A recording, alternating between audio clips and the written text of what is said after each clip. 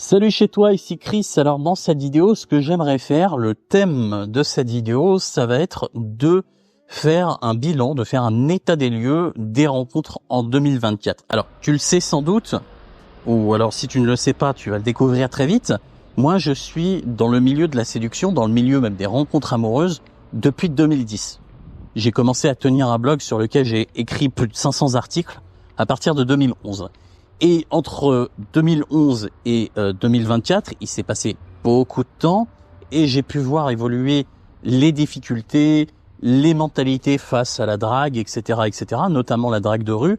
Mais il se trouve que j'ai aussi une certaine expérience et dans la drague online et dans la drague sociale, entre guillemets, si on peut dire ça comme ça.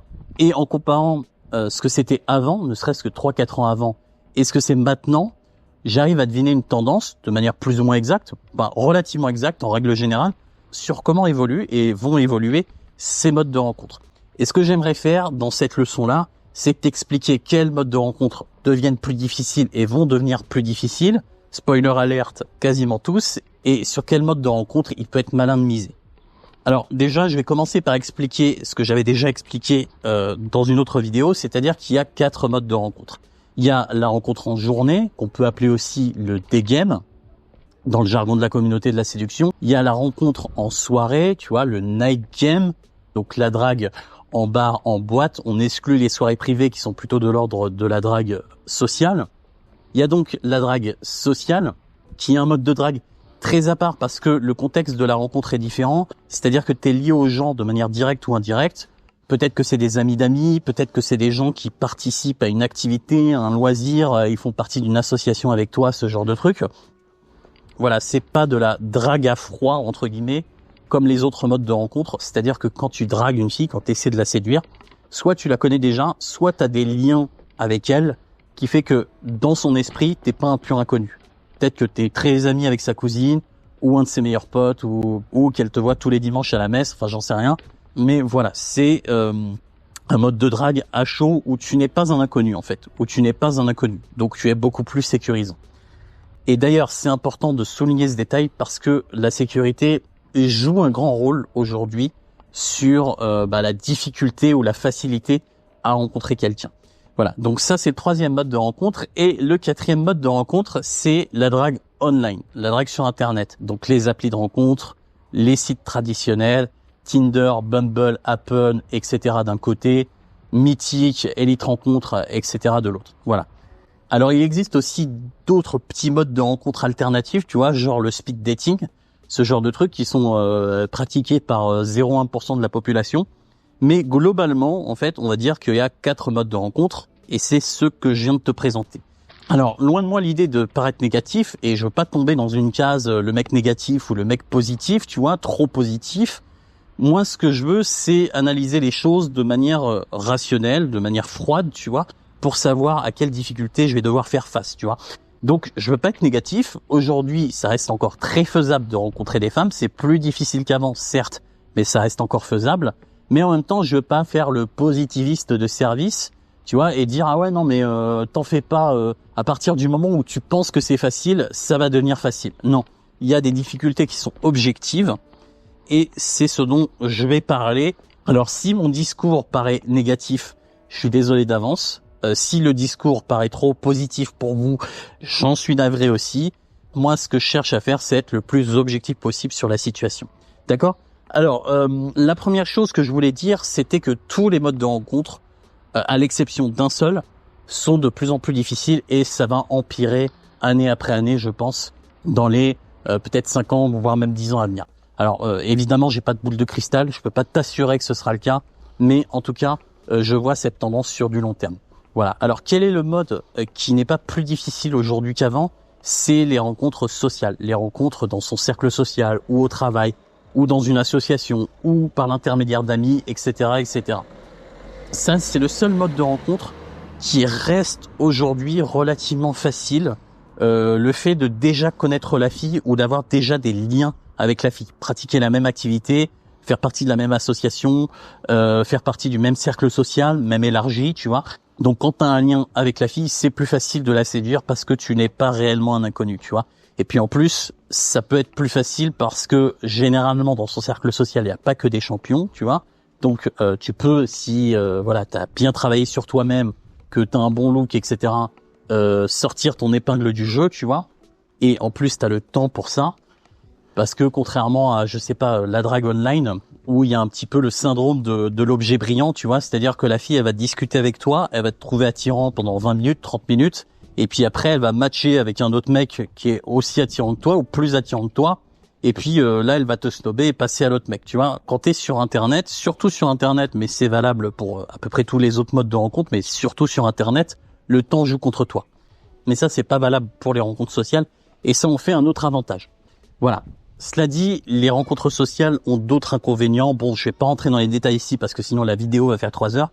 Mais voilà, sache que les rencontres sociales aujourd'hui, c'est ce qu'il y a de plus facile. Après, la grande difficulté, c'est de pouvoir les faire parce que c'est pas si facile. On a tous essayé d'aller squatter à des soirées salsa ou café des langues, ce genre de trucs. Et en fait, trouver une fille intéressante, qui est belle et qui est aussi séduisible, tu vois, qui est célibataire ou en tout cas qui est ouverte à l'idée de rencontrer quelqu'un, c'est un petit peu de la loterie, sauf si tu as un super cercle social déjà très élargi, ce qui en général est plutôt un truc de sédentaire, donc ça ne s'applique pas pour moi, et peut-être pas pour toi non plus.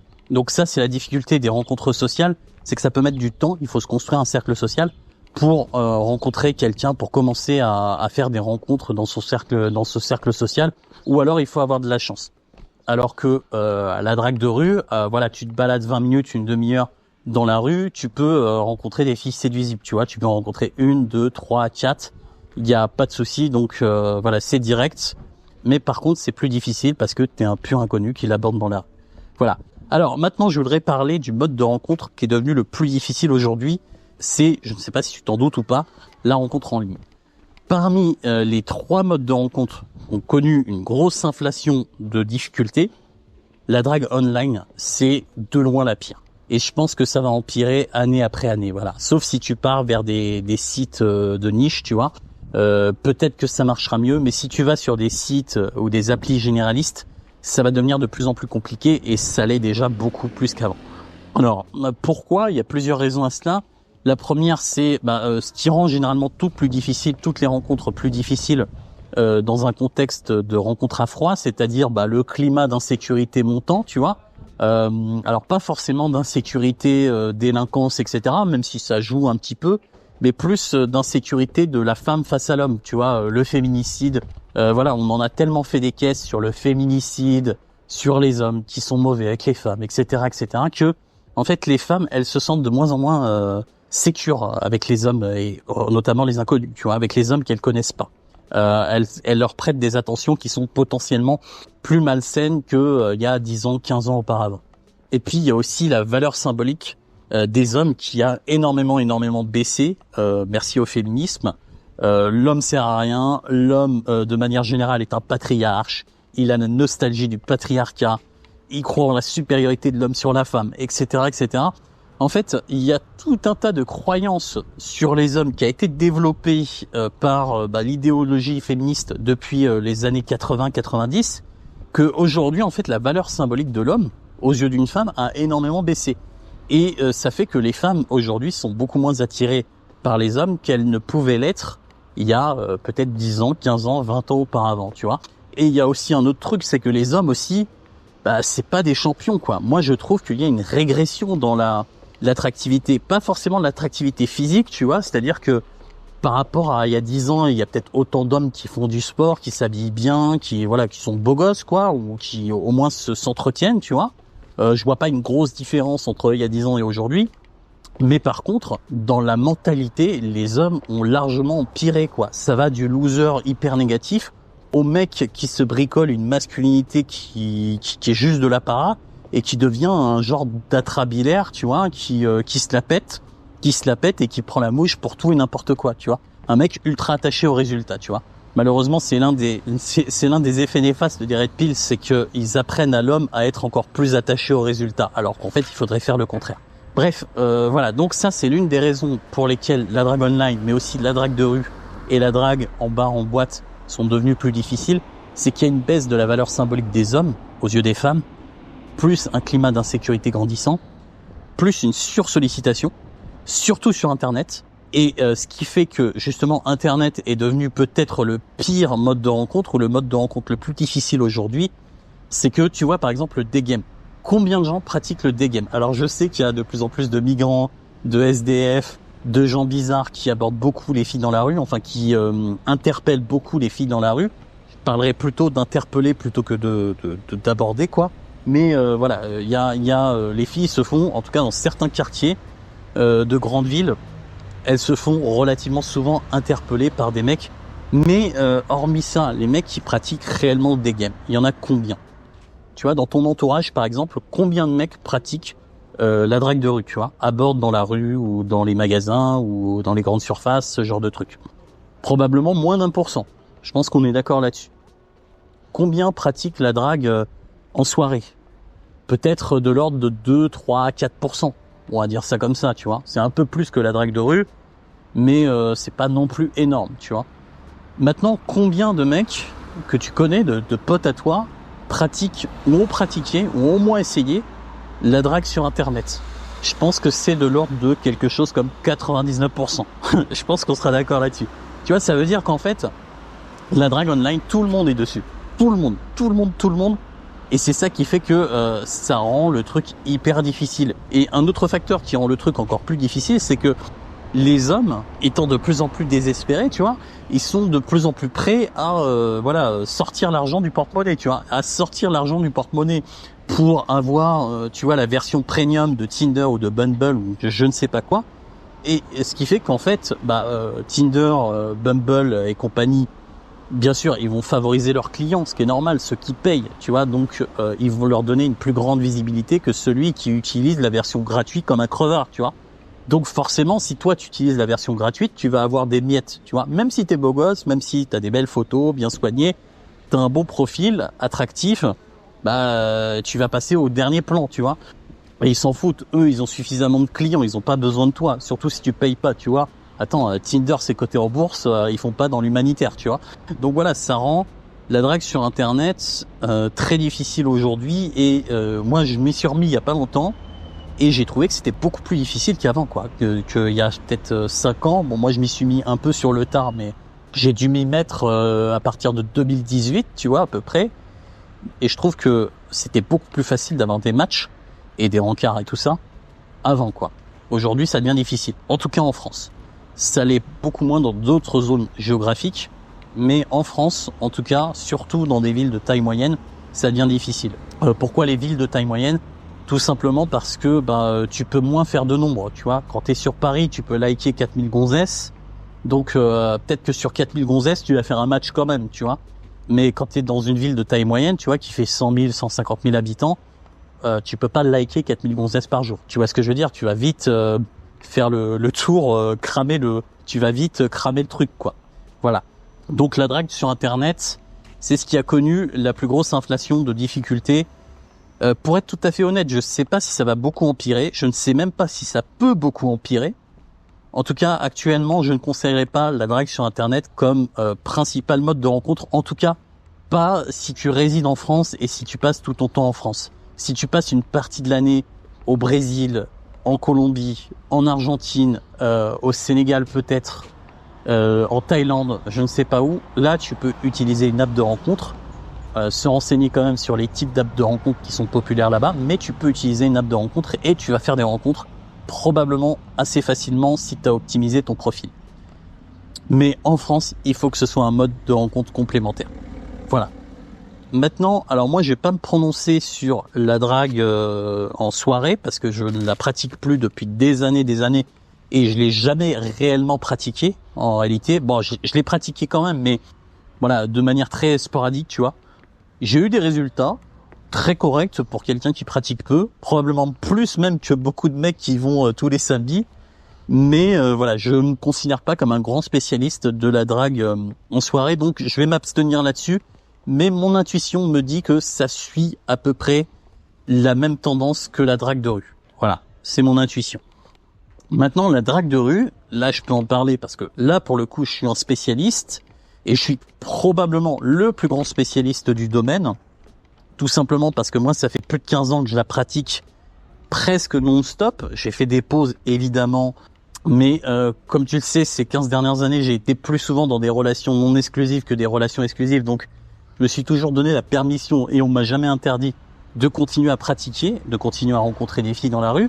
Contrairement à d'autres mecs, d'autres coachs, tu vois, qui vont se faire larguer par leur copine, se remettre au SPU pendant 2 ans, 3 ans, le temps de retrouver une copine, faire du coaching pendant ce temps-là, et dès qu'ils retrouvent une copine, là c'est fini, ils pratiquent plus. Donc en réalité, ils ont peut-être 2 ans de pratique avant de trouver une copine, tu vois, avec qui ils vont rester 3 mois, 6 mois, 1 an, puis 2-3 ans de pratique, et puis là ils retrouvent leur copine, et puis après c'est terminé. Donc la plupart des coachs en séduction, en réalité, ils ont peut-être 5 ans d'expérience, ils ont peut-être 5 ans de pratique.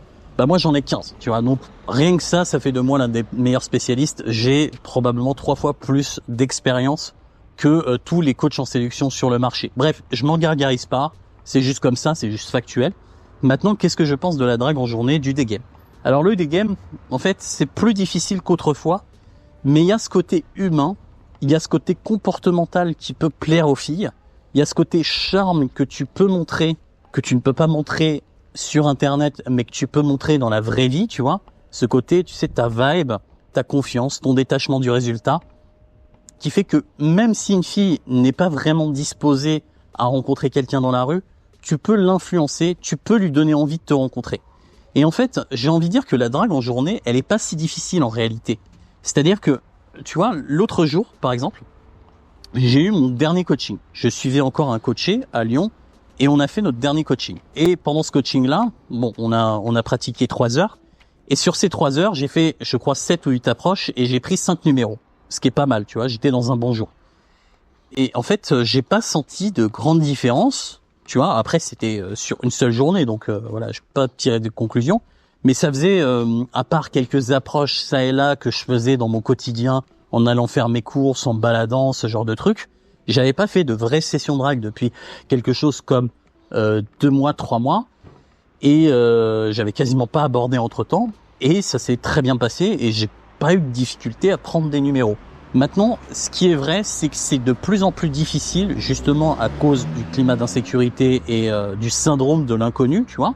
C'est de plus en plus difficile de revoir une fille, même si ça s'est très bien passé lors de la rencontre initiale. Aujourd'hui, je pense que si tu te débrouilles bien au pick-up, lors de la rencontre initiale, t'as moyen de prendre des numéros de téléphone. Après, ça dépend du profil de la fille. Il y a des profils de filles, en fait, qui sont devenus beaucoup plus difficiles que d'autres. La grande bourgeoise, par exemple, dans la rue, c'est devenu très très compliqué. Ce que j'appelle la bourgeoise autochtone, tu vois, c'est-à-dire la fille un peu prout-prout, BCBG, parisienne, tu vois, ou lyonnaise ou bordelaise ou peu importe, qui a toujours vécu là, avec ce genre de profil-là, de filles-là, c'est devenu très difficile. Ça l'était avant, comme je le disais, mais ça l'est beaucoup plus aujourd'hui. Mais il y a des profils de filles qui sont encore très abordables.